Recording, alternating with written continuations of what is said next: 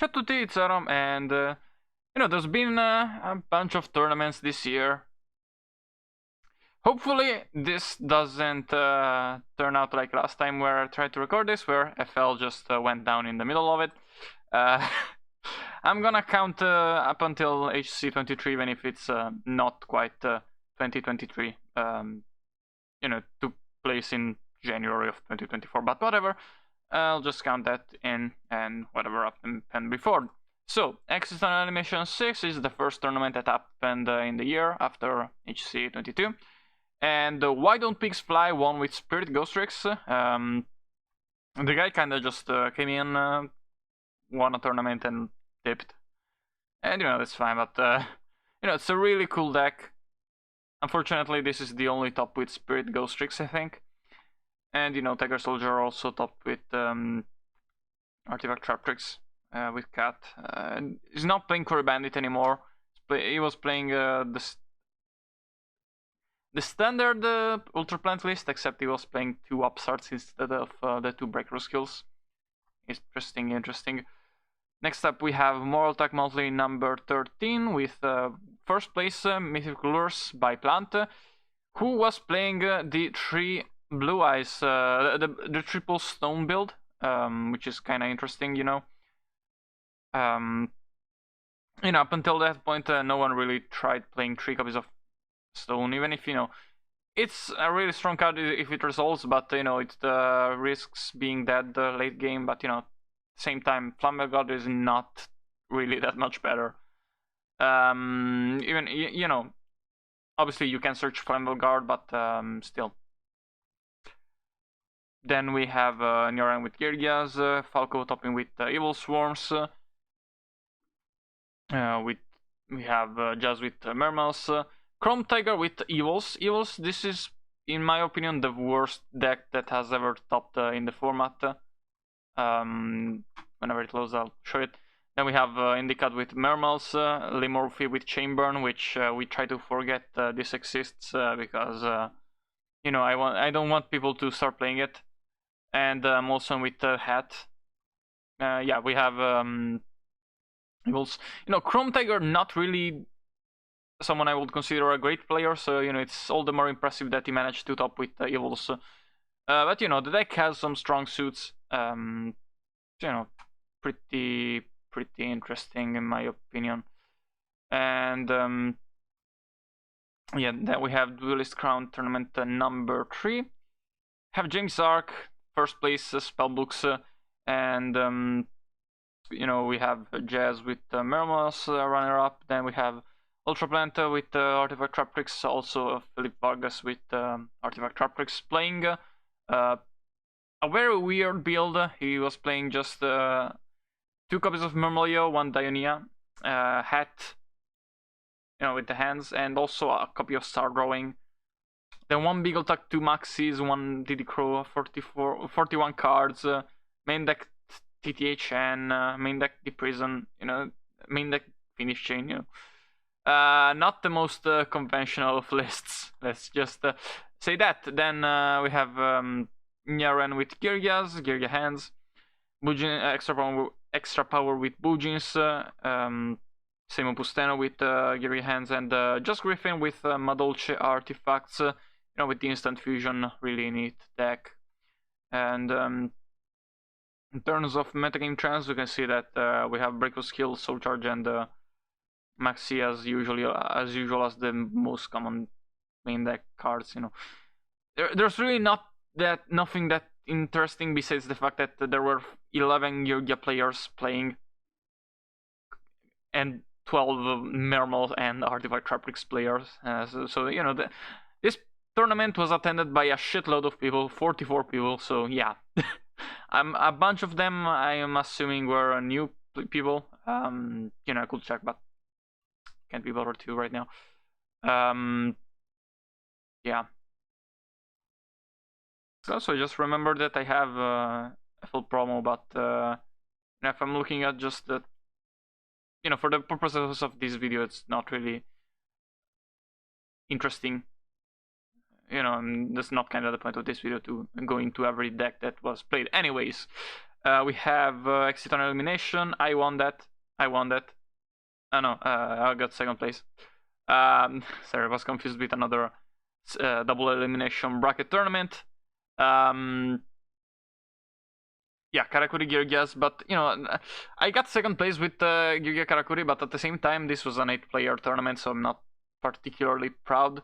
Sivsky got got first place with Artifact Tropics, and yeah. And something interesting here is I played with triple Soul Charge, which was kind of a theory that I was playing around with because like I was complaining about if there is a recurring thread about my ideas is that often they start with me complaining about soul charging Geargias. It happened kinda happened with Koki Meru. I was complaining about Gear, but and I was mad about soul charge, and I was like, man, what if I played 3 soul charges? And someone was like, nah, that makes no sense. But Karakuri Geargias does that. And it didn't. That was I don't remember if this was the first list, but when I tried to play 3 copies of Soul Charge after someone mentioned it, on a fell there was no one that played it. In the statistics, there was only either a 0 off or a 2 off, and you say a 0 off. Why? Well, because you want to OTK with this deck, and Soul Charge prevents that. But with Soul Charge, I went like, what if I play Karakuri Geargia as Geargia but combo, and we have Soul Charge as the combo enabler? Not just the Karakuri, and it's not just an OTK deck. Obviously, Pure Geargia is better, because, the main matchups that this improve are not very common. It's like Mythics and Lightsworn Rulers, stuff like that. Yeah, Soul Charge also lets us combo turn 1 with some pretty specific hand combinations. Yeah. Next up, we have Orion Cup 1.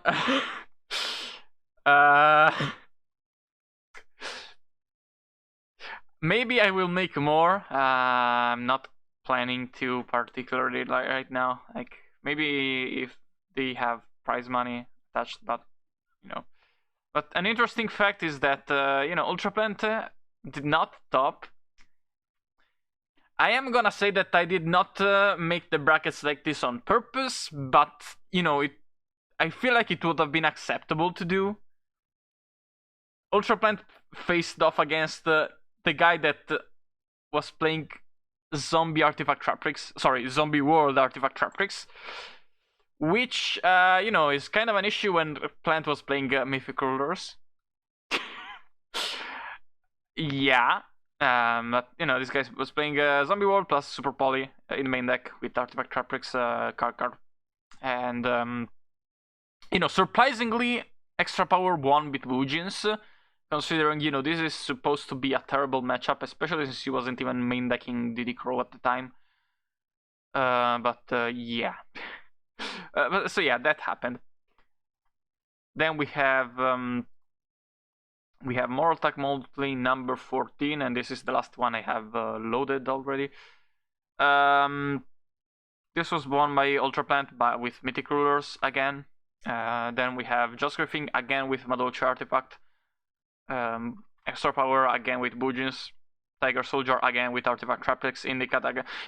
People are kind of repeating their old decks. The only person here which is kind of new is Lucas Gustafsson with Mermels. But besides that, Indicat and Nira again with Mermels. Sivsky again with Cat. Nothing particularly interesting to say about this tournament, frankly, especially since we don't have all of the statistics, not a format library at least. Wink wink nudge nudge, you will know why I'm winking nudging eventually. Anyways, DCT number 4, this is a Retrobot tournament, so we have data. Extra took first place with Bujins, again no DD Crows in the main deck. I wonder when we will get to those, but second place Indicat with Mermels, fourth place Luigi Caralici with Mermels and Demanche with Spellbooks. You know, considering there are no artifact traptrix decks in the top cut, it makes sense why Spellbook stopped. It's kind of surprising that not more Spellbooks players did, but you know, this was at a point in time where people were playing artifact traptrix less. So you know, we have 7 Mermals, 5 Girgias, 3 artifact traptrix, 3 Madolches. And oh, I guess the reason why only one Spellbook player topped is because only one Spellbook player played. Interesting. But yeah, then the rest of the top cut is Rex the Manly Morphy with Girgia hands, Snuffs with Evil Swarms, and Spiral with the trap build of Sylvans. And besides that, you know, the staple front, nothing particularly notable. Besides more MSTs, I guess. Then we have Exit on Elimination number 8. We have Ultraplant winning with Girgia hands, with 3 Maxi and double Diddy Crow in the main deck, as well as the hands. Which is kind of interesting because, you know, obviously you gotta slim down the trap count if you want to play a list like this. And then we have Damash second place with Spellbooks and Tiger Soldier with Artifact Traptrix third place. But, you know, let's see. Playing triple MST, triple finish, double breaker skill. So he cut the compulse, he cut the wiretaps. I guess that's it that you really need. Yeah, he's obviously not running Upstart. So yeah, pretty interesting list in my opinion. You know, as far as Girgia lists can become interesting, but you know, they will become interesting later in the year. You will see that. You will see that.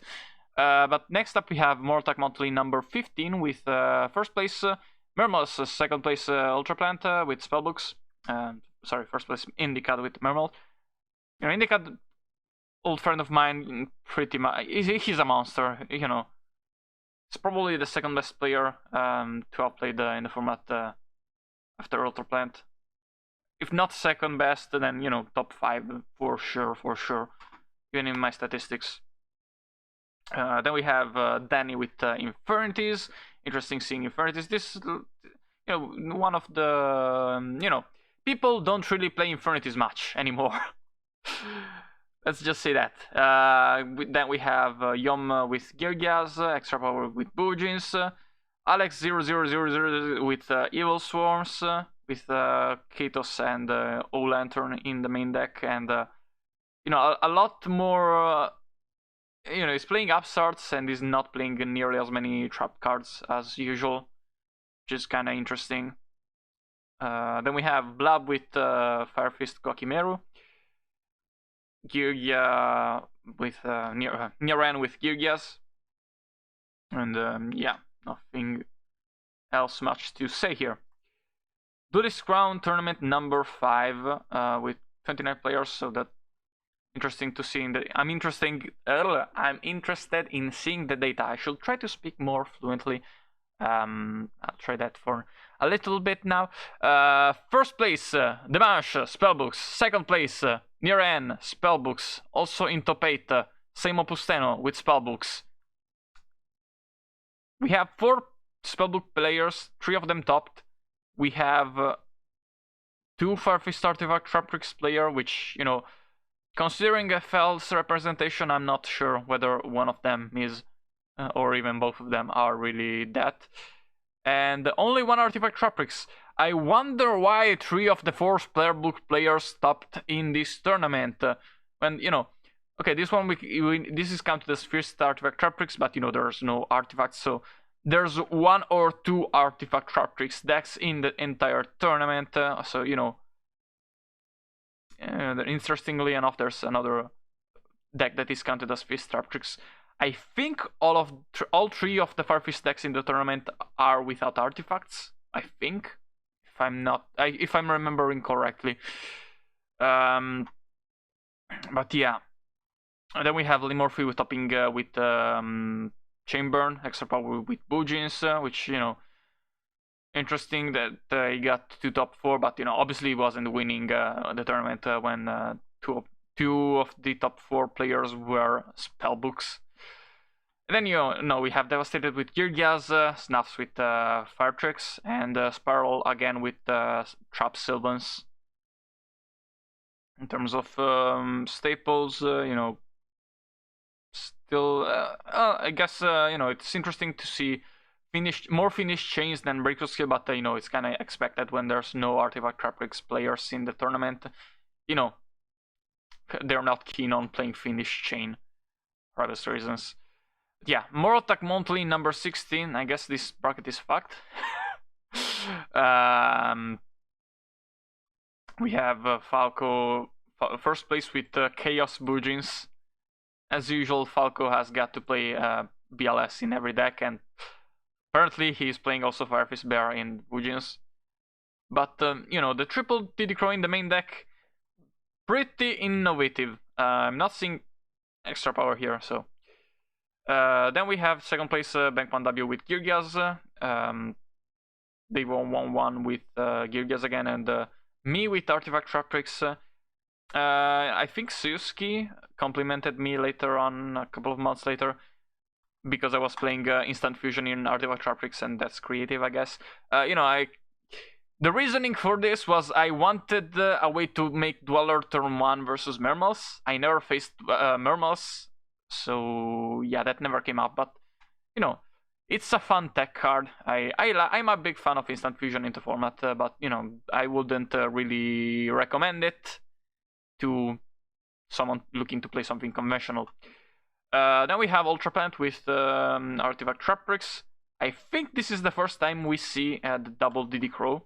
Yep. He wasn't playing Artifact Traptrix in the tournaments before. He played the Mythics, then Spellbooks, and Girgias. And now he's back to Artifact Traptrix, and he cut the second Breakthrough skill and Compulse for 2 copies of DD Crow in the main deck, which is kind of the new standard going forward with most Artifact Traptrix deck lists that you're gonna see. You know, so interesting to see that he's not siding any cycle readers right now, but he's siding Transmigration Prophecy. Then we have Indicat with Mermals, Alex000 with Hieratic Rulers with the hands in the main deck, and Triple Skill Drain and Double Trap Stun as the trap lineup, which is quite interesting.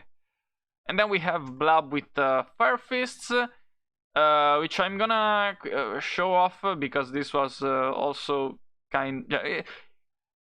because I brought up the idea of Instant Fusion to the Fire Fist chat, and he picked up on it because Instant Fusion in 3.5 axis Fire Fist is kinda fucking nuts, because, you know, obviously Instant Fusion is great when you have multiple levels, and 3.5 has level 3s and level 4s.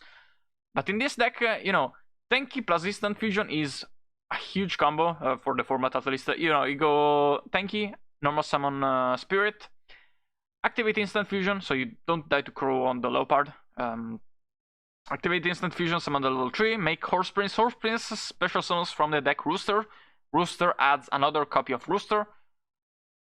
Then you activate Rooster's other effect to send Tanky and set Tensu from the deck. Activate Tensu, normal summon the second Rooster, overlay that to... sorry, you use the second Rooster's effect to cycle back to another Tanky. And then you overlay the 2 Roosters into Lion Emperor, and you have... what was I trying to say? Lion Emperor, and with Lion Emperor you can bring back the Spirit. You know, if you use the Instant Fusion first, you don't even really die to DD Crow, you can just pass to Maxi, sorry. And then, you know, DD Crow, if they DD Crow the Spirit, okay, you still have two 2.2k beaters and a set Tanky. So you are still in pretty good condition even if they DD Crow you, so yeah. Instant Fusion is, in my opinion, pretty much a must-play in 3.5 axis Fire Fist. So strong. Then we have Moral Attack Monthly number 17. Ultra Plant, he's playing Spellbooks this tournament and he won. Interesting to see that, you know, I didn't really bring any attention to it before, but pretty much all of most of the topping lists of Spellbooks, regardless of who is playing them, are playing the exact same main deck except for the 40th card. Everyone until HC23 and a couple of exceptions, are playing exactly 3 Blue Boy, 3 Justice, 3 High Priestess, 3 Maxi, 3 Crescent, 3 Secrets, double Wisdom, double Master, double Eternity, double Tower, double Duality, 1 Power, 1 Life, 1 Fate, 1 Book of Moon, and then triple finish, Bottomless, Solemn, Torrential, and Compulse. And the last slot is usually either Rivalry, Dark Hole, or Effect Veiler, I think. Or maybe or THN, maybe, or Mirror Force. But pretty much everyone is playing that exact main deck. Then we have Alex the Man with Boojins, with triple DD Crow in the main deck and triple Veiler in the main deck, and no Maxi in the main deck. That is pretty interesting. If you're going for max hand trap counts, Max is not that important, but still kind of want to get into Yamato. But we're seeing a slimming down of the trap lineup. Don't remember if Extra Power also was playing less traps than usual. I think yeah, probably because he was playing Chalice. But still, I hope that fucking black screen doesn't pop up again. Jesus fuck, I hate that bug. Anyways, then we have Falco with Pure Spirits. Interesting list. He's playing a monster reincarnation. Okay. And triple creature swap, that makes sense in Spirits. Indicat with Mermos, Monsoon Canadian with Hat, Snaps with Fire Tricks, with Schoolmeister in the main deck, which he probably was also doing before, but I forgot to mention it. It's mostly for the hands, and it's also a monster which is useful because this deck kind of doesn't have that many monsters. Ayutsa with Artifact Traptrix and me with Constellars. I think this is the first of my new Constellar lists. Yeah, the super aggressive Constellar lists. Where I'm playing 3 copies of Sanctum and 2 Call of the Undeads. I'm still playing 2 Sombre. Interesting. For a while afterwards, I went to 1 Sombre. I think 2 is probably better now. And interesting to see also I was playing 2 double big attack. The main difference from the new lists is I was only side decking 1 copy of Lance and I wasn't maining any, which is kind of weird. Yeah, I will refine these lists later on, but interesting to see. Next up we have DCT6. Let me just open all of these up. Yep, we have DCT6 with first place Monsoon Canadian with Hat, second place Ultra Plant with Spellbooks. Then we have Dead with Boojins and Purple Drunk with Artifact Traptrix. The last we mentioned is named better. And then we finally see Extra Power with DD Crow in the main deck, just 2, and this is kind of interesting. We see 2 double Crow, double Effect Veiler, and double DD Crow. And I just noticed that you cannot see the entire screen, I think. The first card to the left. Oh, it's fine. It's generally not that important. Let's see if I can kind of fix that real quick.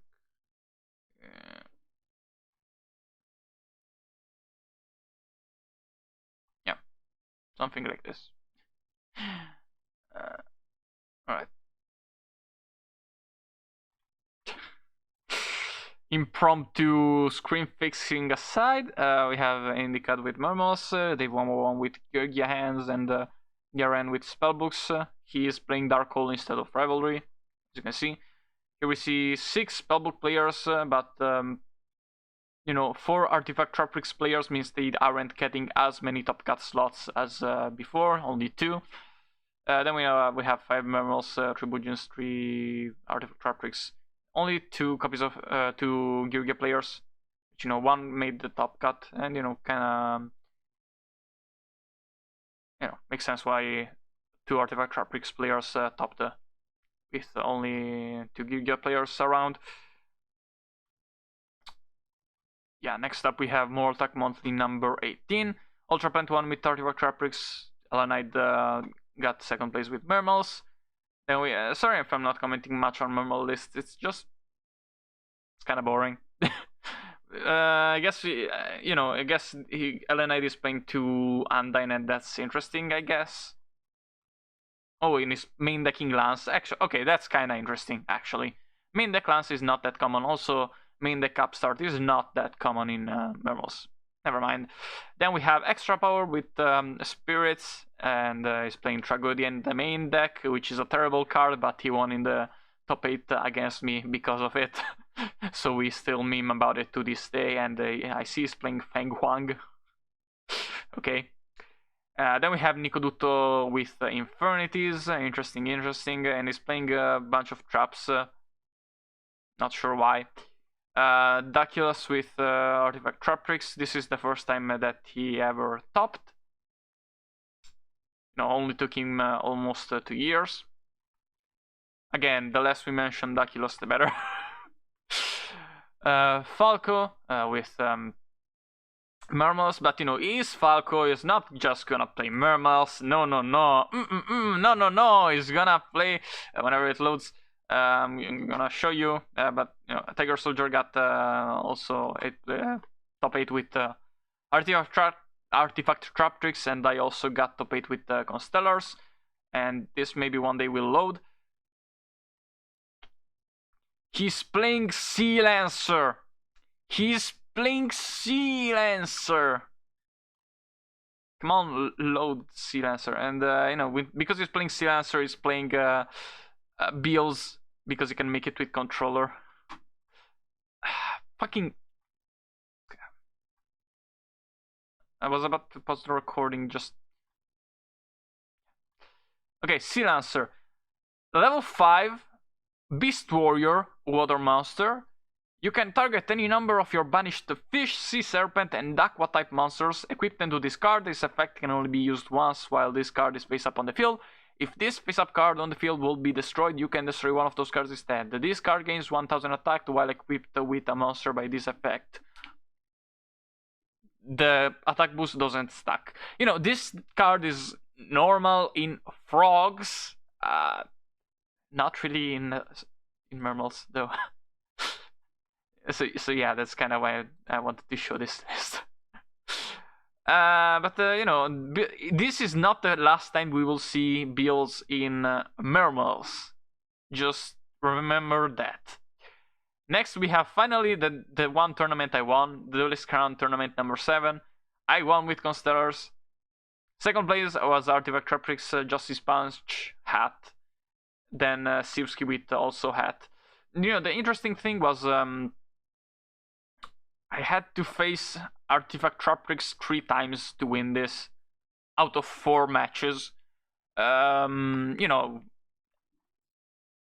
don't really, I kind of want to win on Moral Attack Mantle because I'm not super proud of this win because at the end of the day I only had to play 4 matches. But Constellar versus Artifact Trap Tricks is a pretty fucking hard matchup. So yeah. I'm pretty happy about that. Then we have the Hat 3v3. I played with Extra Power and a friend of mine. We all played Constellars. We were Team Sommo Luminescente. Because, I'm the Constellar guy and Extra is the Boojing guy. And, he changed his mind and played Constellars too. And we sucked. And there is a legendary game versus Frosty playing Evil Swarms that will never be forgotten by those who have seen it, for reasons that I don't want to remember. But yeah, first place team was by Molson, Canadian, Poison, and Tiger Soldier. Pretty stacked team. 2 are, a cat, a hat, and a Sylvan. The Sylvan is playing Treacherous Chapel. I have never noticed that before. Holy fuck! And this is the first time we see Void Chapel played in the main deck of an Artifact Trap Tricks deck since Moral Attack Monthly number 3. I have apparently encyclopedic knowledge of the format, but the last time this saw play was by Aslion back in Moral Attack Monthly number 4 when he was playing Fact. Fairfist Artifact Trap Tricks, and I've made a 10-minute video about Void Chapel and why you might want to consider playing it. So yeah, And then second place team was the first place team was called the Boxers. No, nah, sorry. There's a bunch of funny name teams, but yeah. And second place team was made up by Celsius with Artifact Traprix, Denis Debenis with Georgia Karakuri, and Sirski with Hat. Next up, we have Exit on Elimination number 9, won by Birth No Purse and with Georgia Hands, featuring two interesting cards. Mermalio, which we're not seen in quite a while, and also Team Goldfish. She's also whatever. I don't fucking know. I don't fucking care. It's playing 3 copies of DNA Transplant in the main deck, 3 copies of Call of the Hunted in the main deck.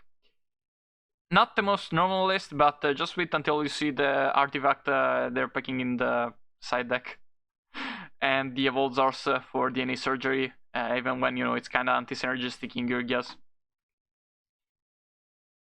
I feel like this is probably one of the worst lists to not just win but top a hat tournament in general. It's kind of funny because you put all of the good cards together. They're also playing 1 armor and double accelerator, which makes sense when there's so much other shit thrown in the deck, but still. Yeah. And then we have Mortal Tech Monthly number 19 with the whole 5 players. We have first place Soldier Plant with Geargap Hands. And then we have Raminator with Hat, Tiger Soldier with Cat, Dennis the Menace with Gearga Karakuri, Bank 1W with Infernities, Blaze Phoenix with Georgias, with an interesting twist that probably was taken inspiration by Burton Uppers, maybe, probably not. Probably took more inspiration from Fire, Water, and Vegas lists. But we are seeing Mermalio in Georgias, which will become very common after this. And we're also seeing a Redox in the main deck, which is not as common. Also Mind Crush in the side deck. That is quite a throwback, and Needle Sealing, also not the most common card you see anymore. And it's playing a double TTHN to go with the Mermalio.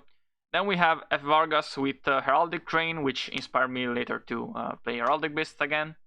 But Heraldic Beast, a favorite of the channel. And then we have Monkey Fight TCG, good friend of the channel, finally with a top with Cat. He is playing the old build, not the list with the crows in the main deck, but yeah. Sometimes to top you have to sell out and play the best deck. Or second best deck.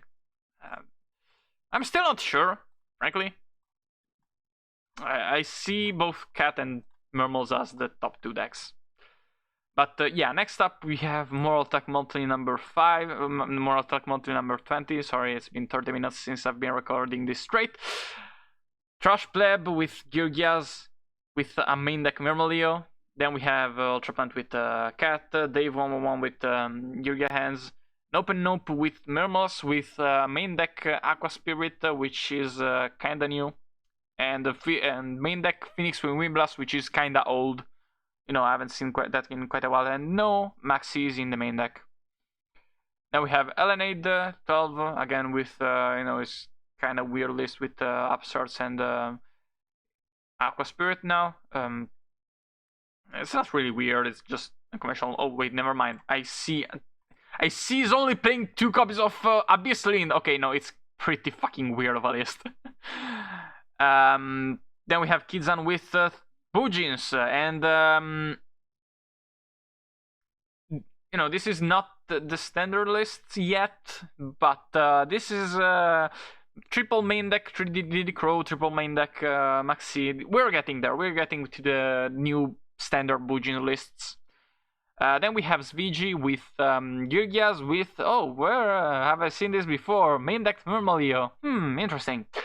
And then me with Heraldic Beasts. I love Heraldic Beasts. If you've been with the channel for a while, you know that I love Heraldic Beasts in the hot format, and I'm glad that the Heraldry Patriarch is not in the format because it would kind of ruin the deck for me. But next up we have Duelist Crown Tournament number 8 with 32 players, which there provides a lot of data for us. We have first place Stango with spellbooks with kind of weird build. He's playing a Temperance instead of the third Justice. And he's playing triple Duality and triple triple Upstart instead of Maxi in the main deck, which conflicts with Crescent. So I'm not sure how good that is really. But results speak for themselves, I guess. Yeah, there's like 7 Georgia players in the tournament though, so makes sense as to why he won the tournament overall. Like, he got to a top 4, which he just cannot lose really. So, okay, I am exaggerating. Obviously, you can lose versus Georgias, but Virgins not really. We see Ghost Rider with Geargias with Mermelio in the main deck, and we're gonna start referring to these lists as Gearmeleo. I didn't coin the term.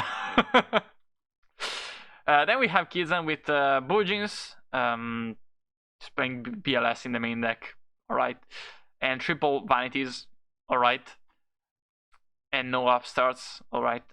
Zach with Geargias.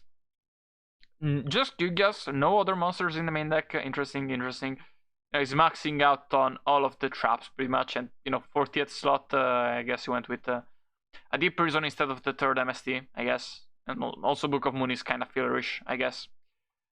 Ultra Plant with Georgia Hands, a true hero. Shoutouts to his channel with Mermels playing Abyss Squall. It's kind of a cool card, but not very strong with triple soul charge, and the fact that it's searchable is not that relevant when you would always rather search Sphere. And then we have Indicat with Mermels, Spiral with Sylvans, again with traps, and 9th place Molson with a hat. And nothing too interesting to see except for the fact that Upstart Goblin is significantly kind of more popular than Maxi in the main deck in this tournament. It's pretty interesting to see. Then we have Mortal Attack Monthly number 21, and this is the first that is up on that was made with Retrobot, so we have the stats on the format library. The ones before, we will have stats one day.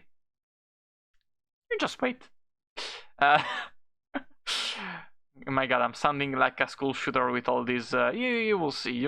Anyways, we have first place Celsius with Gearmaleo, Ultra Plant with Artifact Traptrix Cat, Kizan with Bujins, Tegalik with Cat with Star Drawing in the main deck, Bank 1W with Infernities, Falco with Saber Dragon Artifact, which is kind of one of the most standard lists I've ever seen him play. He's playing a jank deck, but he's not playing any jank cards in it, that's for sure. Then we have Guari with 4-Axis Madolce with the Fondant Trashers in the main deck. And then we have Stango again with Infernity. This tournament was kind of surprising to see, with Infernities doing good. Not really something we're used to seeing at all. And that maybe has something to do with the fact that there's a bit less Maxis than usual and a lot less TD Crows than usual in the main deck. But yeah, the bank starting to rise also. Then we have Duelist Crown Tournament number 9 with first place Jazz, second place Soldier Plant with Cat, Jazz with Mermels. Fourth place we have Yomberman with Cat with triple DD Crow instead of the one-off Breaker Skill. And me with Team Gadgets, Chain Gadgets. I love this list. And in in bracket, I actually beat Ultra Planet with this. You might have seen the video about it. Then we have Falco 5th place with Raccoons, which this was the first time it ever topped. He was playing main deck Murmoleo and hands with an interesting hand ratio. And, also a bunch of hand traps. Pretty much a good stuff deck with Baby Raccoon engine. Then we have Felipe with 60 card Frog Decay. Another first top here. He's been playing frogs for quite a while, and we see Sea Lancer here, and this is a pretty quintessential frog card.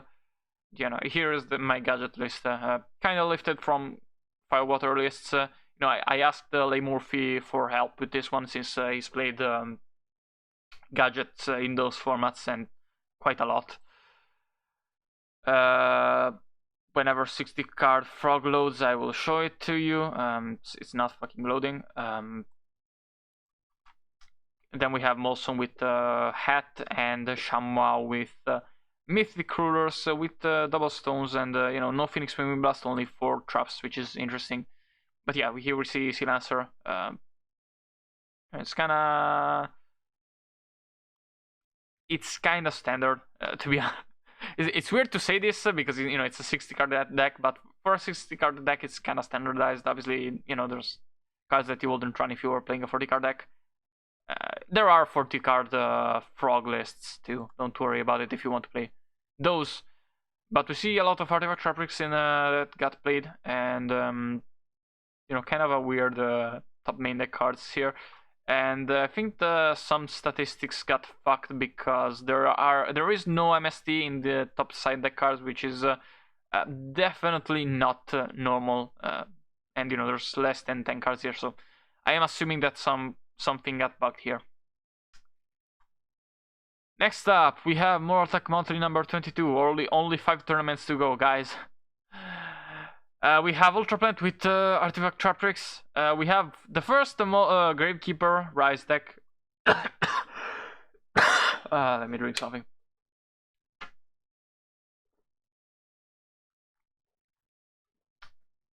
We have Molson with the first iteration of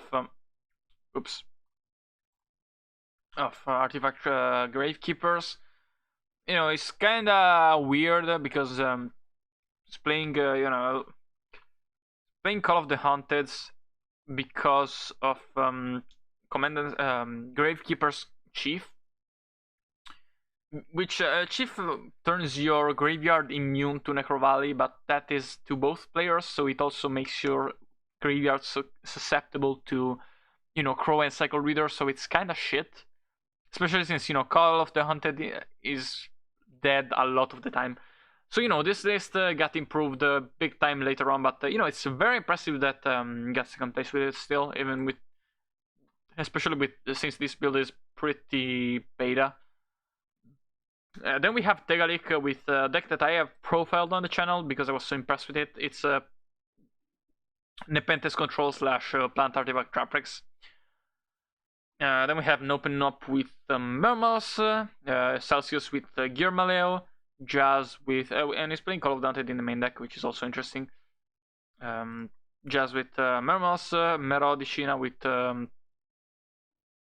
Madolce hands with also a copy of Murmoleo and a copy of Photon Trasher, which is interesting. And then it's the Banis again with Karakuri Girgias. But yeah, here's Plant Artifact Traprix. We see one Nepenthes, triple TDHN and one Void Triple Dionia, 2 Lone Fires and a Spore, and a bunch of Synchros in the extra deck, and more rank 4s than rank 5s, obviously. And a bunch of more Traples in the side deck. Yeah, very, very cool list in my opinion. And in terms of trends, we see again probably MST got bugged out here, which it's not the first time I noticed this, frankly. Anyways, Mortal Attack Monthly number 23. We have Molson Canadian finally winning with Artifact Gravekeeper. I say finally, it's just the second time, but this list got improved big time. Then we have Kizan with Bujins, and he finally ditched the Vanities. And I feel like this is a pretty great list to show people how Bujins look like nowadays in the format. These are one of the other Bujin lists. Let's see. I like this one more. Yeah, but anyways, Artifact Gravekeeper with Shaman in the main deck instead of the Chief. Still playing the Descendant. He's gonna cut that later on in favor of a third Murmillo. And we see, Murmillos in the main deck, Hands in the side deck, and the Rite of Spirit, which is Call of the Haunted for the Gravekeepers, pretty strong to bring back Descendant. Recruiter. Also good to bring back Shaman. So yeah, interesting deck list for sure. And this Celsius's Bujin list is like, if I were to play Bujins or if I were to show someone hot format Bujins in 2024, this will be the list I show them. I think it's a really cool list. So yeah. And then we have Shamwa with Mythic Rulers. He's playing a compulsory, which is pretty interesting. Not standard, but kind of makes sense. Then we have Marcos B with Cat, with triple DD Crow. Blab with Kwakimeru Firefists, and me with Artifact Traptrix. This was the first tournament I went like, okay, I want to win this tournament, and I just went in with standard Artifact Traptrix list and just, tried to win. I lost in top 8. I played versus Bujins 4 times in the tournament. I won the first 3 in Swiss, and then I lost in top 8 versus Kizan. So that was kind of annoying. Big part of that was, sorry if I have to reload it, is I did not side the Cycle Reader. That was pretty stupid of me, frankly. Yeah, big mistake. Next time I would side the Cycle Reader. I cut it for Void Trapple and a third copy of Breaker Skill for the Artifact Traptrix matchup, because I was only really thinking about that, and I wasn't thinking too much about the Bujins, but here we see 7 Artifact Traptrix and 3 Bujins. I faced every fucking Bujin player. Holy fuck! I did not know that, actually. I did not know that. And here we see that the Bank became the most popular card to main deck. And I feel like DD Crow got bugged here. Because I don't see it here, and there's no other explanation for it to be less popular than Bank, other than it saw main deck play. So yeah, kind of weird.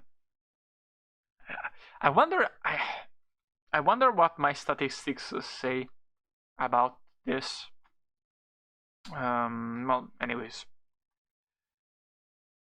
We have Exit on Elimination number 10, won by Extra Power with Girgias, with 6 hand traps and no hands or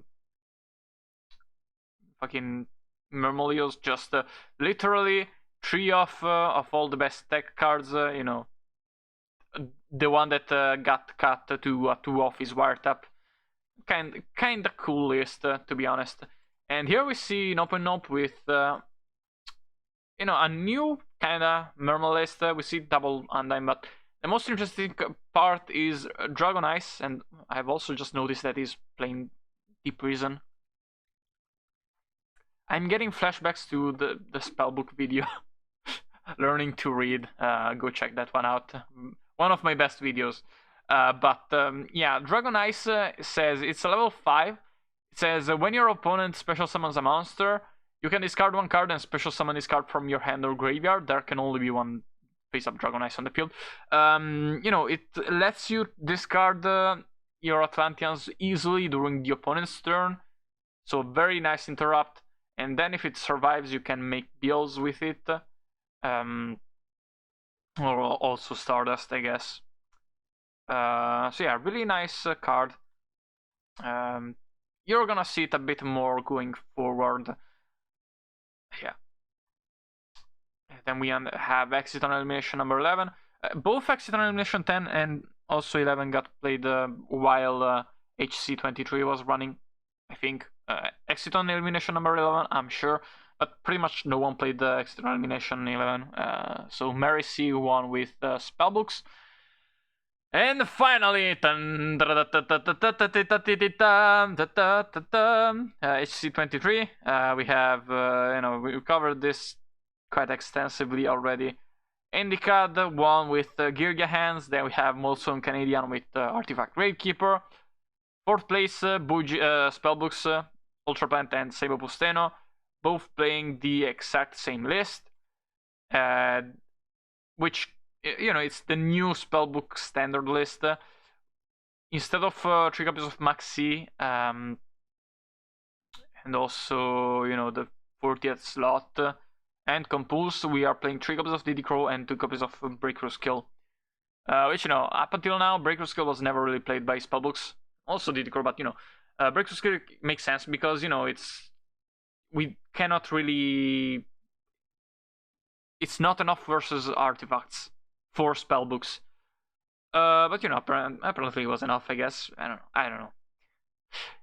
Considering there's also 3 copies of Diddy Crow, I'm not entirely sure how helpful Breakthrough Skill were this tournament, and maybe TDHM would have been better, but, I'm not a Spellbook guy, so what the fuck do I know? Then Extra Power with Girgas, Raminator with Hat, the only artifact traptrix deck to top, Yomero with Girga, Hands, and James Ark with the weirdest Mermal list I've ever seen because he's not playing Undyne. He's playing Osea instead, he's playing Dragon Ice, main deck Diddy Crow, main deck Wiretap, main deck MST, Gold Sark. I guess Gold Sucker makes sense to, banish Tidal and you add Dragon Ice, but still, just...